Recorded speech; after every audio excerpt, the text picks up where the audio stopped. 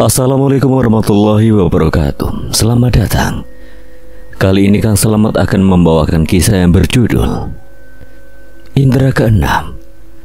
Cerita ini ditulis oleh Ziva. Sebelum kita masuk ke ceritanya, buat kalian yang belum subscribe channel ini, tekan tombol subscribe-nya terlebih dahulu dan tekan tombol notifikasinya agar kalian tidak ketinggalan romansa lainnya dari Kang Selamat. Gak usah berlama-lama lagi, langsung saja kita masuk ke ceritanya. Indra Keenam. Pandangan mata Kirana terus tertuju ke arah pagar, berharap orang yang selama ini dia nanti-nanti datang. Rumahnya didatangi banyak tamu karena ada acara peringatan 5 tahun kepergian sang ayah untuk selama-lamanya. Duka terdalam yang pernah dia rasakan menorehkan banyak luka yang dalam. Luka yang hingga saat ini masih belum sembuh total. Masih sakit. Sakit sekali. Kamu tahu siapa orang yang ditunggu-tunggu Kirana? Orang itu adalah Bunda. Orang yang melahirkannya dan Kak Jaka. Orang yang bersamanya hingga usia 8 tahun. Jika hari ini tepat 5 tahun ayahnya meninggal, maka pada hari ini pula tepat 5 tahun sang bunda pergi hingga saat ini. Tidak ada yang tahu dia di mana. Sejak saat itu Kirana tinggal dengan Jaka, kakak laki-lakinya, satu-satunya penyemangat yang Kirana miliki.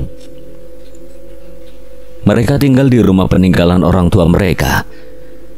Kirana menggantungkan hidup pada Kak Jaka yang bekerja paruh waktu sore hingga malam di sebuah restoran. Sebenarnya mereka pernah ditawari tinggal di rumah Bi Yora, adik dari Bunda. Tapi tawaran itu ditolak dengan alasan tidak ingin merepotkan orang lain dan ingin belajar mandiri. Tangan hangat menyentuh bahu Kirana, tangan milik kakaknya. Tatapan mereka bertemu. Kirana melihat Kak Jaka, remaja laki-laki yang saat ini duduk di kelas 11. Memiliki kulit kuning langsat, mata hitam yang indah, dan hidung mancung. Rambutnya acak-acakan, wajahnya mirip sang bunda. Kak Jaka tersenyum. Kirana menunduk, air matanya tumpah membasahi pipi. Kamu masih nunggu ya? Kakak tidak boleh begitu, itu kan bunda. Bunda aku bunda kakak juga. Iya, kakak minta maaf. Tapi kamu jangan terlalu memikirkannya ya. Toh dia juga gak pernah mikirin kita. Kirana kembali tertunduk. Mau bagaimanapun ucapan Kak Jaka benar. Entah mengapa Kirana masih menyayangi orang yang telah meninggalkannya begitu saja di saat dia dan kakaknya butuh bantuan dan dukungan. Ayo sebentar lagi acaranya dimulai. Aku harap bunda pulang. Kak Jaka hanya tersenyum. Dalam hati yang paling dalam dia masih berharap orang yang dipanggil bunda itu pulang dan memberikan pelukan hangat. Dia mengelus kepala Kirana, mencoba menyemangati. Kirana tidak boleh dibiarkan kosong karena dia berbeda. Malam mulai larut, satu persatu tamu mulai pulang. Masih tersisa Bi Yora, Paman Aam, suami Bi Yora yang membantu membersihkan rumah. Acara ini adalah idenya Bi Yora. Bi Yora juga yang membiayai semua keperluan acara. Bi Yora mengalihkan pandangan ke arah Jaka yang sedang mencuci piring. Bibi salut sama kamu. Kalian maksud Bibi? Aku cuma melakukan apa yang seharusnya dilakukan, Bi. Kamu kakak yang baik. Ngomong-ngomong, bagaimana pekerjaan kamu? Baik kok, semuanya baik. Setelah semua terselesaikan, Bi Yora dan Paman Aam bergegas pulang. Kirana membungkuskan makanan untuk Bi Yora dan Paman Aam. Bi, nggak mau nginep aja? Maaf ya sayang, Bibi nggak bisa. Kan besok harus kerja. Paman nggak sekalian ditanyain? Ya sekalian lah. Jaka menimpali, semua tertawa. Paman Aam menyalakan mobil. Bi Yora masuk dan membuka kaca mobil sembari melambaikan tangan. Kirana balas melambaikan tangan dengan hebohnya dan tertawa. Mendengar suara tawa Kirana, Kak Jaka ikut tersenyum. Sudah lama adiknya tidak tertawa lepas seperti itu. Kirana membuka pintu, dia masuk disusul Kak Jaka. Mereka mengunci pintu dan memeriksa semua jendela. Kirana merebahkan diri di atas sofa empuk yang ada di ruang tamu. Besok nggak sekolah ya Kak, capek? No, kamu kan sehat. Jadi besok kamu harus sekolah. Katanya besok ada ulangan matematika. Iya deh, iya. Kirana bersih-bersih dan sikat gigi, bersiap untuk tidur. Dia berjalan menuju lantai atas. Langkahnya terhenti ketika mendengar suara seperti gesekan ranting pohon. Awalnya dia tidak peduli, tapi saat suara itu makin keras dan angin bertiup, bulu kuduk Kirana meremang. Sebuah tangan menepuk pundak Kirana. Sedetik kemudian dia berteriak. Sejurus kemudian Kirana membalikkan badannya. Ternyata yang tadi menepuk bahunya adalah Kak Jaka. Kak Jaka pun nyaris terjengkang ke belakang karena terkejut. Apa sih? Kakak dengar suara gesekan ranting tidak? Tidak. Nah sudahlah, kamu sekarang tidur, nanti kesiangan loh. Sepersekian detik kemudian pintu depan diketuk. Semakin lama suara ketukan semakin keras. Kak Jaka dan Kirana bertukar pandangan. Kirana berjalan duluan untuk membukakan pintu. Tepat saat Kirana berdiri di depan pintu, ketukan tersebut berhenti. Kirana membatalkan niatnya, tapi baru selangkah dia pergi, suara ketukan pintu itu semakin menjadi-jadi. Dengan kesal Kirana membuka pintu. Yang di hadapannya sekarang tidak ada. Tidak ada seseorang pun. Angin kembali bertiup. Terlihat kelebatan bayangan menembus kabut yang entah datang dari mana. Kirana menyipitkan matanya untuk melihat lebih jelas. Kak Jaka melihat Kirana, segera menarik tangan Kirana untuk menutup pintu. Tindakan tadi membuat kesadaran Kirana sepenuhnya kembali. Apa yang kamu lihat? Tidak jelas, terhalang kabut. Sekarang tidur. Kak Jaka mengunci pintu dengan was-was. Kirana mengangguk. Kirana menebak-nebak apa yang dilihatnya tadi itu bisa jadi orang, atau mungkin itu adalah sesuatu yang hanya bisa dilihat oleh orang-orang sepertinya. Dia menuju kamarnya disusul Kak Jaka. Sudahlah, jangan terlalu dipikirkan. Kirana membatin. Dia berbaring di kasurnya. Udara malam ini begitu dingin. Perlahan-lahan matanya memberat dan kesadarannya hilang. Kirana tertidur lelap sekali. Udara pagi ini sangat dingin. Langit mengucurkan tetes-tetes air. Gerimis, kabut tipis menyelimuti pagi. Matahari masih bersembunyi di tempatnya, seolah masih tertidur dan enggan untuk terbangun dan bersinar. Kirana terbangun, dia menggigil. Beberapa detik kemudian Kirana menyadari bahwa dia sudah tidak lagi di atas kasur. Dia ada di lantai, kepalanya pusing. Semuanya terasa berputar-putar. Mungkin dia terjatuh saat tidur dan kepalanya terbentur cukup keras. Peduli apa dia? Kirana berdiri sembari memegangi kepalanya. Dia membuka gorden dan membuka jendela. Udara dingin merayap masuk. Kirana memeluk badannya sendiri. Dingin. Kirana membatin, gerimis tadi berubah menjadi hujan yang cukup lebat. Matanya melirik ke arah jam, sekarang pukul 6 pagi. Pantas saja matahari belum muncul, atau mungkin karena hujan.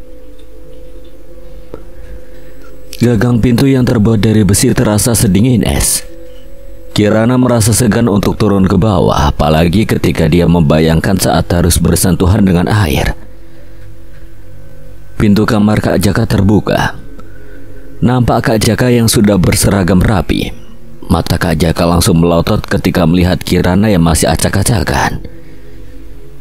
Kirana tahu kakaknya sudah menyiapkan kata-kata untuk menyerang. Seketika Kirana langsung berlari ke arah kamar mandi sebelum kena marah Kak Jaka.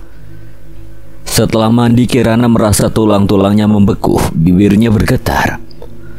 Rasanya dia masih bersyukur karena tidak mati kedinginan. Kirana melesat ke kamarnya memakai seragam dengan terburu-buru. memakai dasi dan mengunci rambut. Tangan Kirana sibuk mencari-cari kaos kaki sebelah kanan. Ia menuju meja. Tiba-tiba dia mendengar suara pintu terbuka. Dia mencari pintu manakah yang terbuka. Ternyata pintu yang terbuka adalah pintu kamar yang dulu dipakai ayah dan bunda. Kirana terdiam. Apa pintu kamarnya tidak dikunci?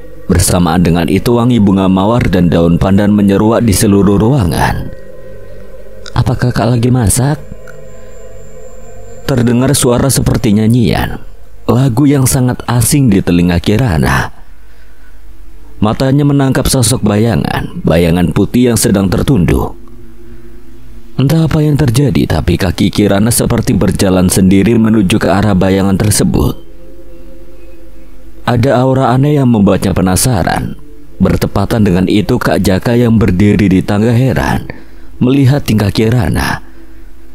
Sejurus kemudian Kak Jaka berlari dan menutup pintu dengan kencang. Mata Kirana membulat terkejut. Dia kebingungan. Apa yang terjadi? Harusnya kakak yang tanya begitu. Aku lupakan, ayo sarapan, nanti terlambat. Kak Jaka berjalan di belakang Kirana. Sesekali dia menengok ke belakang, memastikan apa yang dilihat Kirana. Mereka duduk berhadapan.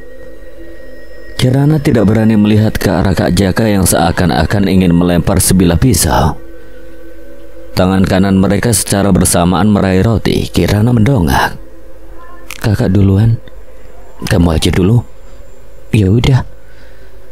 Kirana mengambil roti duluan dan mengoleskan selai coklat di atasnya. Dasar cewek. Tanpa dia sadari, senyuman kembali terlukis.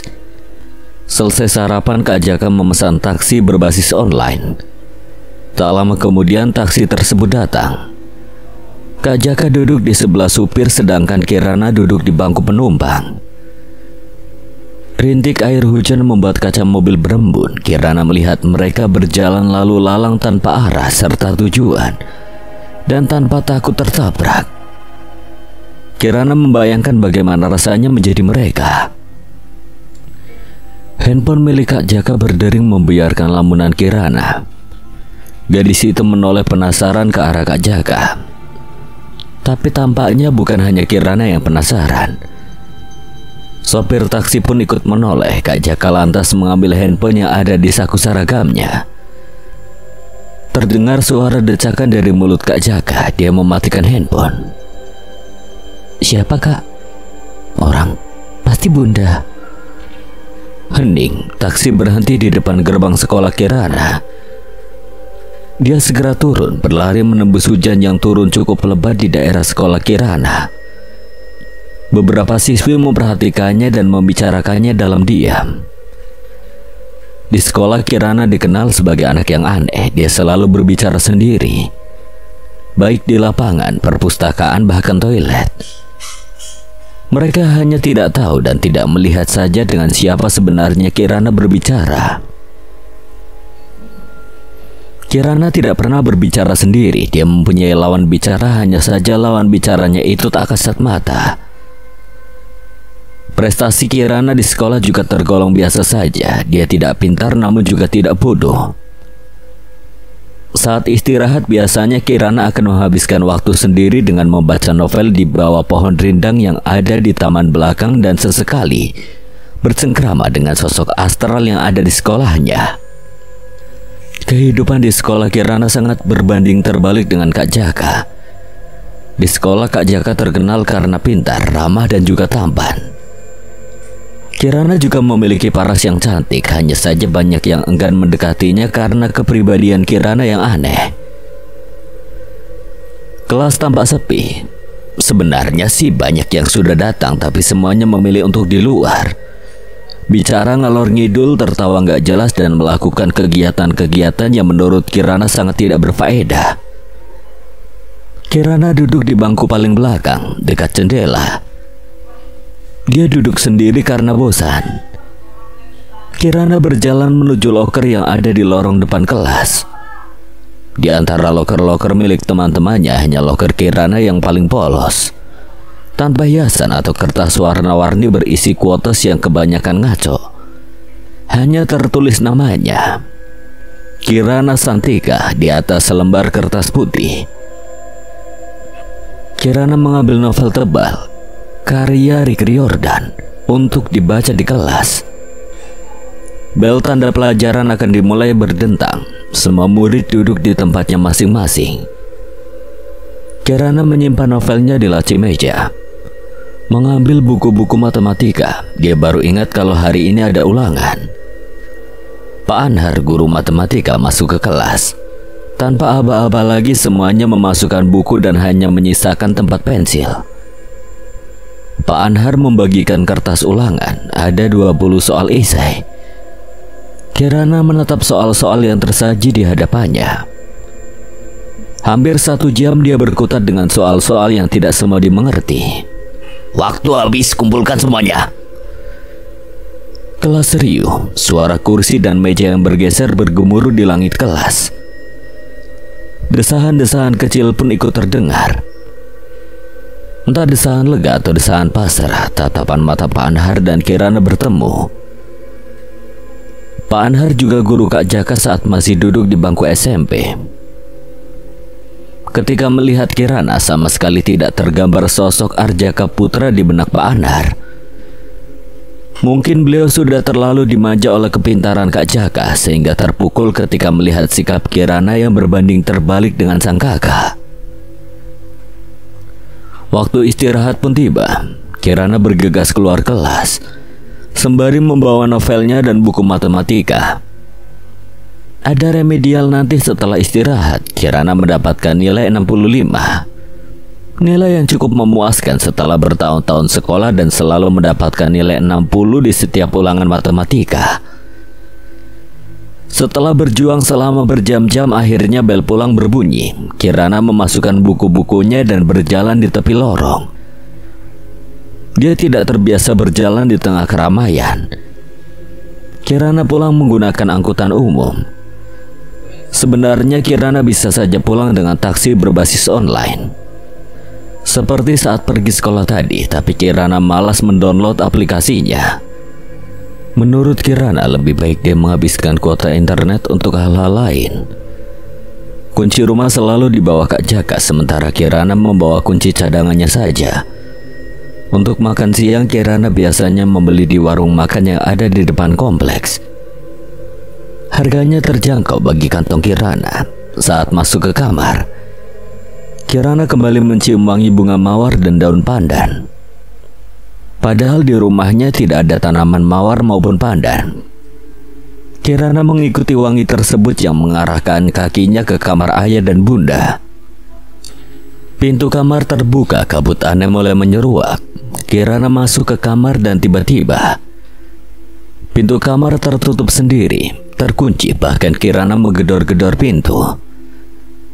Dia memutar-mutar gagang pintu hingga nyaris lepas.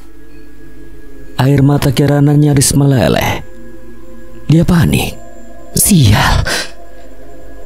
Kabut mulai menghilang. Hilangnya kabut itu diikuti dengan hilangnya wangi mawar dan pandan. Pintu kamar perlahan terbuka. Kirana mengedarkan pandangannya. Kedua mata Kirana menangkap sesuatu. Sebuah foto. Kirana mengurungkan niatnya untuk keluar dan berjalan mendekat. Foto itu ada di atas meja rias milik bunda. Hingga saat ini, kosmetik yang dulu dipakai bunda masih ada. Air mata Kirana jatuh saat melihat foto itu. Foto yang diambil tepat seminggu sebelum ayah meninggal. Di foto tersebut ada ayah, bunda, Kak Jaka, dan Kirana. Terlihat ayah dan bunda duduk di sebuah kursi. Kak Jaka berdiri di samping bunda, sementara Kirana berdiri di sebelah ayah. Mereka tersenyum bahagia. Ayah meninggal karena kecelakaan tunggal di tikungan maut. Saat itu hujan lebat. Ayah yang tidak bisa mengendalikan laju mobilnya terjatuh ke jurang dan tewas di tempat. Saat kejadian tersebut, Kirana masih berumur 8 tahun. Masih kelas 3 SD. Kak Jaka masih berusia 11 tahun dan saat itu akan menghadapi ujian kelulusan. Sekitar sejam setelah ayah dikebumikan, bunda pergi dan tidak ada yang tahu dia di mana sekarang. Jangan menangis. Sebuah suara mengejutkan Kirana. Suara itu milik Kak Jaka yang sekarang ada di sampingnya. Aku rindu keluarga kita yang dulu. Aku rindu bunda. Aku rindu ayah. Aku tidak suka melihat adikku menangis. Sekarang kita makan, kakak bawakan makanan. Kirana mengangguk. Dia mengapit lengan Kak Jaka. Aku sayang Kak Jaka. Mereka berjalan berdampingan menuju dapur yang ada di lantai 1. Sekarang bagaimana caranya mengambil piring kalau kamu memegangi tanganku? Kalau aku lepas nanti kakak hilang. Aku bukan anak kecil, Kirana. Kan cowok suka gitu, hilang-hilangan. Kak Jaka terdiam. Ucapan Kirana menghilangkan niatnya untuk membalas. Dia mengambil piring dan menempatkan makanannya. Kirana duduk dan mengambil sendok. Saat akan menyendok makanan ke mulut, pintu terketuk. Angin menggerakkan gorden. Suara ranting yang bergesekan kembali terdengar. Suara ketukan semakin keras. Kak Jaka beranjak untuk membuka pintu. Tapi langkahnya terhenti ketika mendengar suara tawa. Tawa yang terdengar seperti menahan tangis. Kirana berdiri, bulu kuduknya meremang. Sesuatu seperti melayang-layang di udara. Suara nyanyian kembali terdengar. Nyanyian itu terdengar begitu menyayat, seperti ada beban berat yang dipikul sang pemilik suara. Suara dentangan jam membuyarkan semuanya. Tepat pukul 2 siang, Kak Jaka dan Kirana kembali duduk dan makan. Kirana belum sepenuhnya fokus. Dia masih mencerna apa yang barusan terjadi. Kak Jaka bersiap untuk pergi ke restoran tempatnya bekerja. Kirana membereskan meja makan dan mencuci piring. Hening. Hanya terdengar bunyi air. Kakak pergi dulu ya? Iya. Kirana menjemur piring-piring yang tadi dia cuci. Kembali terdengar suara tawa. Tawa kali ini lebih berat, seperti menahan rasa sakit. Kirana masuk dan melihat ke arah jendela. Saat dia melihat ke depan, ada sosok wanita yang menggunakan baju putih yang lusuh. Ada bercak merah, tangan kirinya nampak mengeluarkan darah. Wajah wanita itu pucat, bibirnya pecah-pecah dan tampak mengeluarkan darah. Matanya sayu. Bagian bola mata wanita itu sudah tidak berwarna hitam lagi, melainkan agak kekuningan. Kirana merasa lututnya lemas. Dia jatuh terduduk. Wanita itu mendekat ke arah Kirana. Kuku-kukunya yang tajam seolah sudah disiapkan untuk merobek tubuh Kirana. Saat tangan wanita itu terangkat, terdengar suara ketukan hak sepatu. Seketika hantu wanita tadi hilang. Ya ampun Kirana. Sebuah suara yang amat dikenal Kirana berteriak. Itu adalah Biora. Dengan sigap Biora mengangkat tubuh Kirana dan didudukan di kursi makan. Biora tampak panik. Dia mengambilkan air minum. Kirana meminum air yang diambilkan Biora. Nafasnya tidak beraturan. Lutut Kirana masih lemas. Biora memeluk Kirana. Setelah keadaan Kirana membaik, Biora memutuskan untuk bertanya. Apa yang terjadi? Tadi aku melihat ada wanita. Wajahnya pucat, bibirnya pecah-pecah dan ada darah di tangan dan di baju. Kamu sudah makan? Sudah, Bi. Biora mengajak Kirana untuk berjalan-jalan menenangkan pikiran. Tidak jauh, hanya di sekitar kompleks. Kirana dan Biora duduk di sebuah bangku panjang. Mereka tidak sadar ada sepasang mata yang mengawasi. Langit bermuram durja. Beberapa hari ini cuaca mendung dan turun gerimis. Kaki-kaki Kirana memacu langkah cepat. Uangnya habis untuk membeli LKS, sampai-sampai dia lupa jika ongkos pulang sudah tidak ada. Rasanya enggan untuk pulang ke rumah mengingat keganjilan-keganjilan yang kemarin terjadi. Kirana menekankan keluhan-keluhan yang ada di kepalanya seiring langkah kaki. Dia menengadah, bulir-bulir air jatuh tepat mengenai hidung. Hujan. Dengan cepat dia berlari dan memilih berteduh di sebuah warung makan. Warung makan tempat Kirana berteduh sangat ramai. Beberapa orang bahkan tidak mendapatkan tempat duduk dan terpaksa menunggu orang lain pergi. Karena penasaran, Kirana menengok ke dalam warung. Matanya membelalak ketika menangkap sosok anak kecil berkepala botak. Tuyul. Mata Kirana juga menangkap dua wanita berbaju putih dan berambut panjang sedang menggantung di langit-langit. Kuntilanak. Alis Kirana bertaut.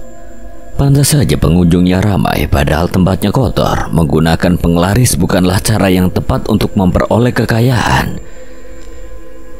Langit telah berhenti mencurahkan airnya. Kirana beranjak dan berlari kecil. Dia berjalan di genangan air basah. Tapi dia tidak peduli. Menjadi cuek terkadang menyenangkan. Tidak peduli akan hinaan dan terus melangkah ke depan. Andai hidup semudah itu. Saat di depan rumah ada seorang kakek-kakek yang menghampirinya. Keriput kakek itu ketara sekali, wajahnya seolah akan terjatuh. Tatapan mata kakek tersebut tajam. Kirana mendadak ketakutan. Badan bungkuknya mengharuskan sang kakek mendongak untuk melihat wajah Kirana dengan jelas. Telunjuknya menunjuk ke arah rumah Kirana. Dia ada di sana. Hati-hati. Apa yang ada di sana? Tanya Kirana saat ia ingin melihat ke arah sang kakek. Kakek tersebut sudah tidak ada. Kemana dia? Dengan langkah berat, Kirana menuju rumah. Suara pintu yang bergesekan dengan lantai menyambut Kirana. Rumahnya gelap. Cahaya merambat masuk melalui pintu yang terbuka. Kirana membuka semua jendela. Rumah Kirana adalah rumah tua dengan arsitektur zaman Belanda. Mempunyai banyak pintu dan jendela sebagai jalan masuk udara dan cahaya matahari. Ada tangga, lorong, dan balkon. Halaman belakang rumah Kirana sangat luas. Ada bangku taman dan meja bundar. Ada banyak semak-semak dan sebatang pohon mahoni. Sementara halaman depan hanya ada air mancur. Kirana memejamkan mata merasakan saat-saat indah yang telah berlalu. Bunda dan ayah. Mata Kirana spontan terbuka dan saat mendengar suara piring pecah, dia berlari menuju dapur. Didapatinya sebuah piring pecah. Dengan segera Kirana membersihkan pecahan piring. Sebuah pecahan mengenai jarinya. Darah segar menetes. Jari yang mengeluarkan darah tadi ia bersihkan menggunakan air hangat. Deru mobil terdengar di telinga Kirana. Kakaknya pulang. Kirana segera membuang pecahan piring. Dia bisa dituduh memecahkannya.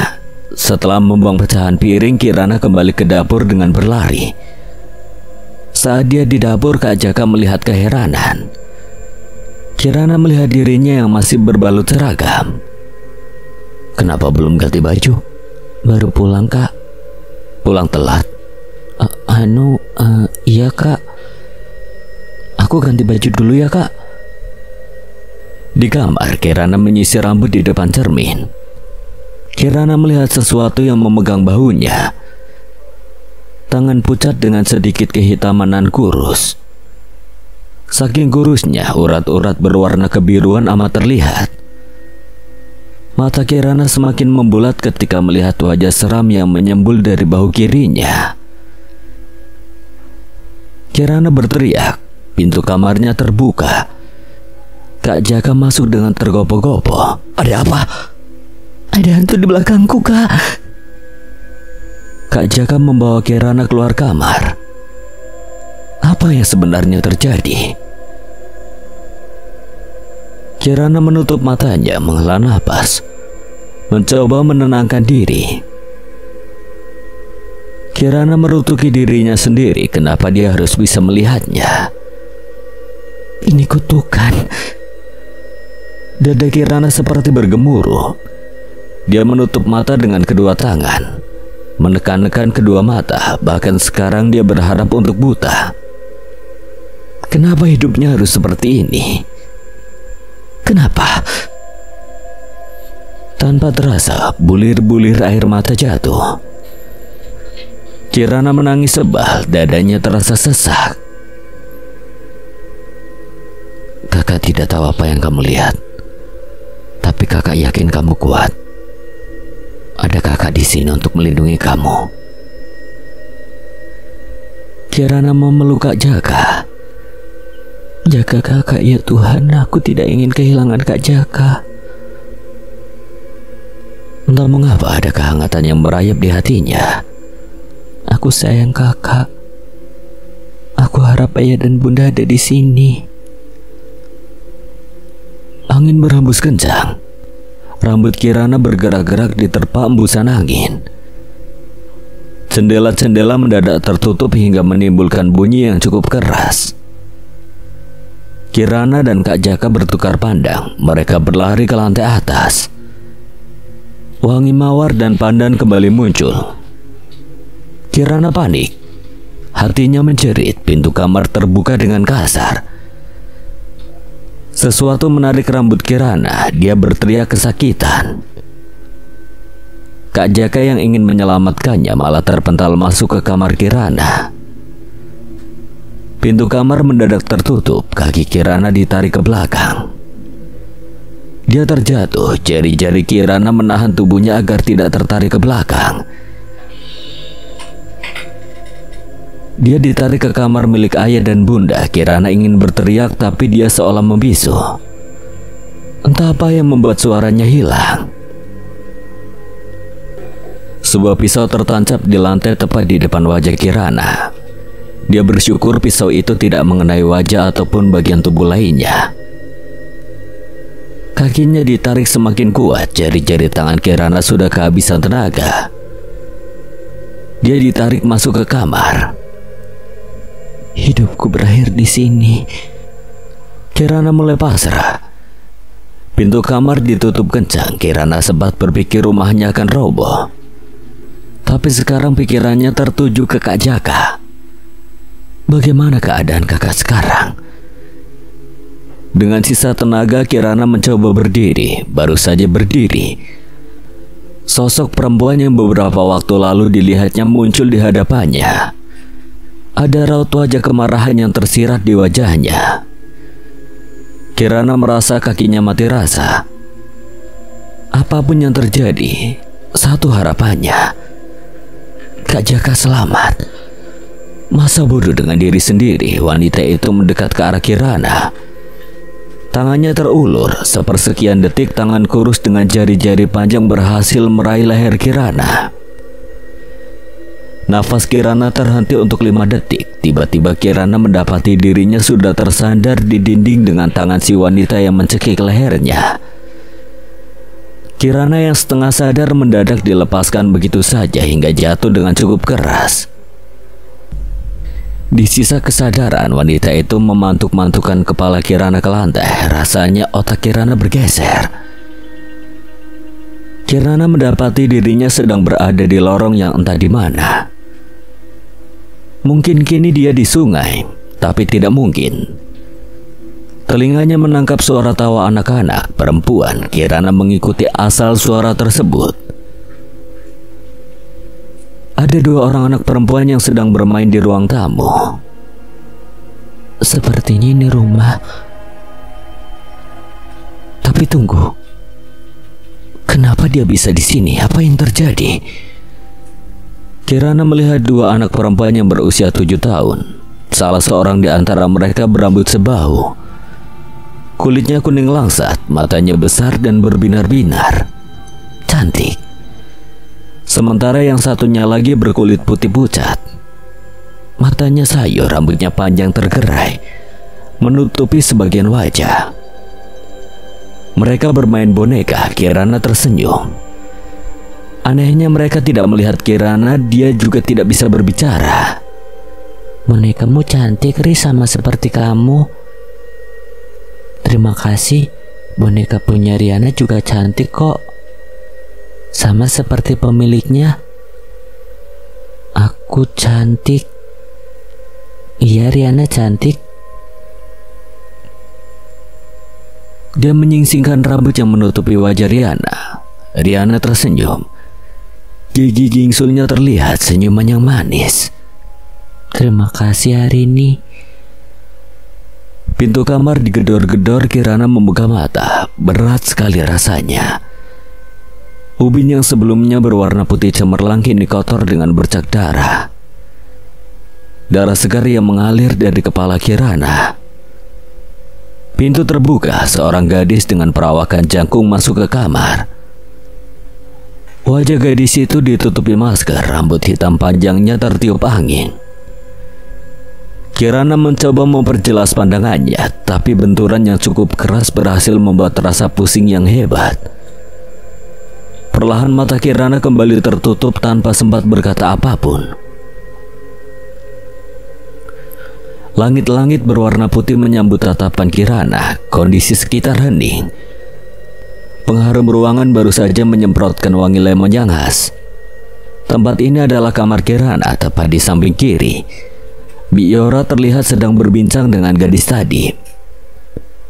Senyum Biora mereka ketika bertemu dengan tatapan Kirana. Mata Biora tampak sembab dengan penuh kasih sayang. Dia mengelus kepala Kirana. Ada perban yang membungkus kening Kirana. Dengan sekuat tenaga Kirana mencoba bangkit dan duduk bersandar di dinding. Sekilas dilihatnya gadis tak dikenal yang telah menjadi pahlawan. Kak Jaka mana? Ada di kamarnya. Aku akan lihat. Ya, tapi jalannya pelan-pelan aja ya. Biora awalnya ingin menolak, tapi dia tidak tega menolak keinginan Kirana setelah apa yang terjadi. Kirana mengangguk. Si gadis yang membantu Kirana tadi berjalan di belakang. Dia ikut masuk ke kamar Kak Jaka menyusul langkah Biora dan Kirana. Pintu kamar Kak Jaka dibuka oleh Biora. Kak Jaka melihat Biora dan Kirana. Tatapan Kak Jaka bertemu dengan tatapan si gadis. Tatapan ramah dan bersahabat milik Kak Jaka beradu dengan tatapan tajam dan dalam milik si gadis. Tatapan itu dihiasi dengan bulu mata lentik yang membuatnya nampak manis. Senyum Kak Jaka terlihat begitu rapuh. Air mata Kirana meleleh, dia merasa bersalah. Kak Jaka tidak pantas menjadi korban. Dia tidak bersalah dan sebenarnya tidak ada yang bersalah. Menurut Kirana ini hanyalah teror, salah sasaran. Jangan menangis, kata Kak Jaka lembut, tapi tangis Kirana semakin menjadi-jadi. Biora mencoba menenangkan Kirana dengan mengelus punggungnya. Si gadis berdiam. Saya pamit dulu. Setelah berkata seperti itu, dia menyalami tangan Biora dan langsung pergi. Tidak ada yang tahu bagaimana wajahnya karena tertutup masker. Bibi kok bisa ada di sini? Tadi Bibi lagi di rumah habis nganterin Jihan. Gadis yang tadi itu nelpon Bibi, awalnya Bibi nggak percaya. Terus dia video call, baru Bibi cepat-cepat kesini. Bibi kenal sama dia? Lah Bibi kira itu teman kamu. Bukan, Bi. Kenal aja enggak. Mereka ngobrol selama beberapa saat. Paman Aam dan Jihan datang membawakan makanan untuk dimakan bersama. Raut kebahagiaan terpancar jelas di raut wajah Kak Jaka dan Kirana. Malam mulai larut. Biora, Paman Aam dan Jihan pamit pulang. Awalnya Biora agak khawatir, tapi Kak Jaka meyakinkan bahwa mereka akan baik-baik saja. Sekarang hanya ada Kak Jaka dan Kirana. Tidak ada obrolan di antara mereka. Kirana memutuskan untuk pergi ke kamarnya dan tidur. Hari sudah pergi. Kak Jaka berseragam rapi menuju sekolah. Kali ini dia hanya sendiri ke sekolah, sementara Kirana tidak. Sejak tengah malam tadi badan Kirana panas, mungkin karena kelelahan. Kak Jaka tidak ingin berpikiran negatif. Bel masuk belum berbunyi ketika Jaka datang. Di kelas Arta dan Ethel, sahabatnya, sedang ngobrol. Jaka pun bergabung. Sesekali suara tawa terdengar dari bibir mereka. Kak, katanya rumah lu ada hantunya ya? Lu tahu dari mana? Semalam rame di grup chat. Lu nggak baca? Obrolan mereka berubah menjadi perdebatan kecil. Tiba-tiba Maisha, ketua kelas, datang dan tersenyum. Mata gadis itu menyipit, kacamata berframe hitamnya tampak menyapa. Jaka, dipanggil ke ruang guru. Kenapa? Gak tahu. Cantik bener si Maisha. Mes, udahlah, gue ke ruang guru dulu. Dalam perjalanan menuju ruang guru, banyak orang yang menyapa Jaka. Entah untuk sekedar menyapa atau memiliki maksud lain. Di depan ruang guru, Jaka mengetuk pintu, menuduk dan tersenyum. Para guru membalas senyumannya. Jaka, ada titipan buat kamu. Dari siapa, Pak? Ibumu. Jaka terperanjat. Pak Anhar menyerahkan sebuah amplop. Jaka menerimanya dengan tangan bergetar. Dia keluar dari ruang guru tanpa mengucapkan apapun. Para guru keheranan, apalagi yang direncanakan Bunda. Jaka meremas amplop tersebut dan cepat-cepat memasukkannya dalam ransel. Pelajaran pertama kosong, guru yang mengajar sedang sakit. Jaka sangat ingin membuka amplop itu dan mengetahui isinya, tapi keinginan itu dikubur dalam-dalam. Biarlah Kirana yang membukanya, karena selama ini orang yang paling menderita atas kepergian Bunda dan Ayah adalah Kirana. Waktu terasa amat lambat, tapi akhirnya bel pulang berbunyi. Jaka segera pulang. Sesampainya di depan rumah, Jaka melihat Kirana yang sedang duduk di teras depan sembari membaca buku. Jaka tersenyum. Kirana, dua apaan sih? Kaget tahu nggak, Kak?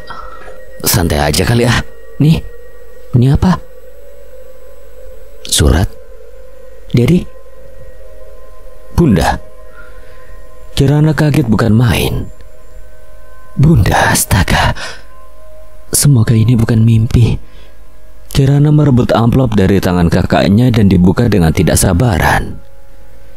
Isinya sebuah surat. Mata Kirana dan Jaka membaca surat dari Bunda dengan seksama.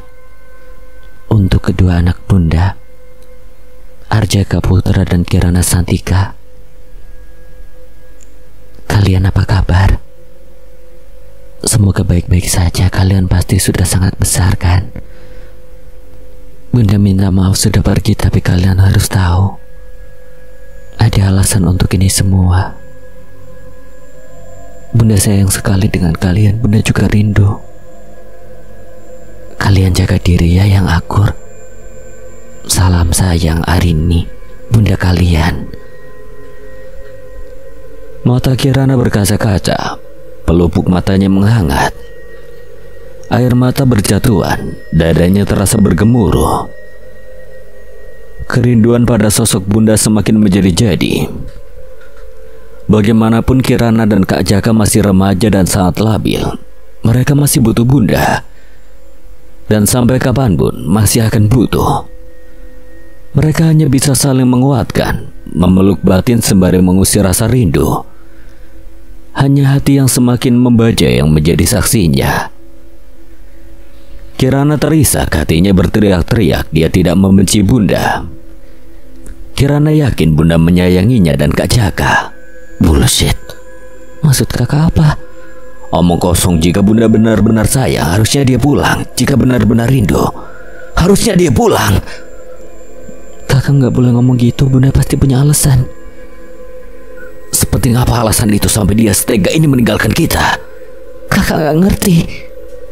Sengerti dan sepaham apa kamu sampai berani bilang begitu? Bunda itu sayang sama kita, Kak. Kalau sayang mana buktinya? Kakak jahat sama Bunda. Bunda salah apa sih, Kak? Bunda udah capek-capek lahirin kakak. Gimana perasaan Bunda kalau tahu anak yang dilahirkannya begini? Kakak jahat. Kirana berlari masuk ke dalam. Dia membanting pintu kamar. Kak Jaka juga masuk. Ucapan Kirana sangat menohok. Dia berganti baju dan membereskan rumah. Piring kotor yang menumpuk dicuci. Setelah itu Kak Jaka berganti baju bersiap pergi ke restoran tempatnya bekerja. Rasa bersalah belum hilang. Baru kali ini dia membuat Kirana menangis. Kakak macam apa yang sampai setega itu? Payah. Suara isak tangis Kirana terdengar sampai keluar kamar. Kak Jaka yang ingin masuk membatalkan niatnya. Biarkan Kirana tenang. Jika dia sudah tenang, maka semua masalah bisa terselesaikan lebih mudah. Mata Kak Jaka melirik jam tangan yang dipakai di tangan kiri. Gawat, sudah terlambat. Kak Jaka memilih untuk berlari. Di tengah perjalanan tanpa sengaja dia menabrak seseorang. Seorang gadis berambut panjang dan bermasker. Tatapan mereka bertemu. Mata yang dimiliki oleh gadis yang menolongnya dan Kirana saat itu. Mata yang memiliki tatapan khas. Kamu? Siapa kamu? Bukan urusanmu. Jelas itu urusanku. Apa kita saling kenal? Tidak. Buka maskermu. Tidak. Karena Kak Jaka yang terus memaksa, gadis itu akhirnya menyerah. Dia membuka maskernya. Tampak wajah putih dengan pipi yang memiliki warna merah yang alami. Hidung mancung dan bibir tipis. Cantik sekali. Dari wajah tampak gadis itu adalah seorang blasteran. Kak Jaka terdiam. Puas.